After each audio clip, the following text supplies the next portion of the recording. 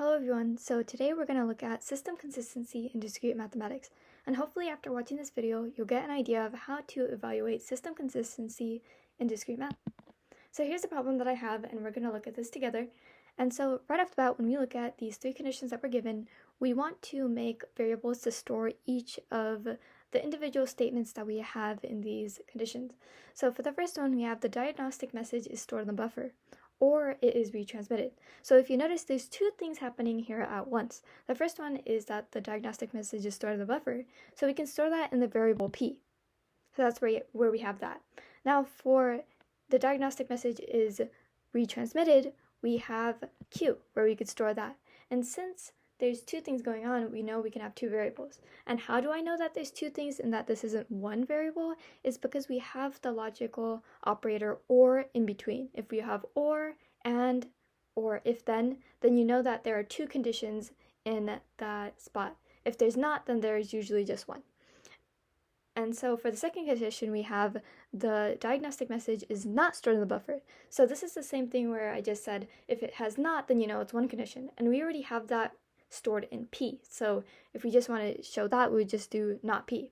And so lastly, for the third condition, we have if the diagnostic message is stored in the buffer, then it is retransmitted. And since we have p and q, which represent these two statements, we wouldn't have to make an additional variable. So now that we have all three conditions, we're going to make some compound propositions to represent each statement. So for the first one, we can have p or q. And so we know that because, like I just said, there's the or in between that statement, so we know that there will be a logical operator in between those two propositions. And so for the second condition, we have the diagnostic message is not stored. So we would just put not p to represent this. And so for the last one, we have if the diagnostic message is stored in the buffer, then it is retransmitted. So if you notice, this is an if-then condition, so we would use the arrow to represent that. So that right there says if p, then q. And so we have p and q, which are the variables. So now that we have these three compound propositions here, we can now make a truth table to evaluate the system consistency. So here is the truth table that I made. This is the layout. And so if you want, at this moment, you can fill it out. But if you want me to walk through it, I'm going to continue with that. And so p and q, we know that there will be 4 rows because we look at the number of variables we have. So since we have 2 variables, we'll use the equation 2 to the power of n, where n is the number of variables we have, and that will be the number of rows we have in total. So since there's 2 variables, 2 to the power of 2 is 4, and so there are 4 rows in this problem. So also just to reiterate that, these are the rows right here, and these things on top are the columns.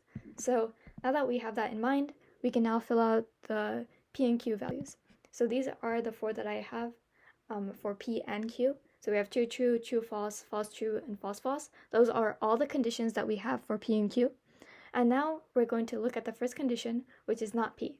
So for not p, we just want to negate the p value. So if it's true, then it will be false, and if it's false, it will be true.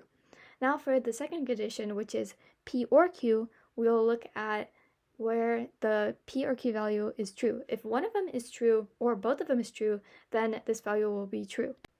And so we see it when p is false and q is false, then it will be false. So that's how we get that column. Now for the last column, we have p, or if p then q, and so the variables or the values that we get is true, false, true, true. And so for this condition, when p is true and q is false, then we know that the overall value is false. So now that we have the truth table, this is where we can look at system consistency.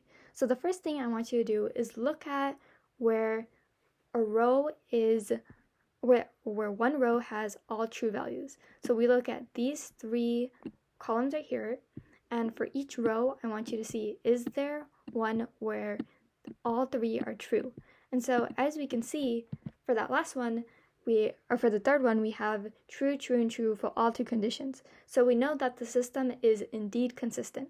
So one thing I want to also mention is that we don't have to look at the variables for p and q, so it could be true, true, true, false, false, true. So in this condition, it's consistent where p is false and q is true. So right there, that's where it will find true, true, and true, and the system will be consistent. But it could really be any of those rows right there. But in this case, it's just the third row. And so once you have that, we know that the system is indeed consistent. And so this is one way of looking at how systems are consistent. It's by making a truth table and having your variables written out and making compound logical or compound propositions for each condition. Now, another way to do this is just by reasoning your way through the problem. If you just plug in some true and false or false and true values into P and Q, then you might find that you'll have true for each of the three conditions that we have right here. But a great way to show your work in this condition is just to make a truth table for the values that you have and for the conditions. So this is how you find system consistency in discrete math. Thank you.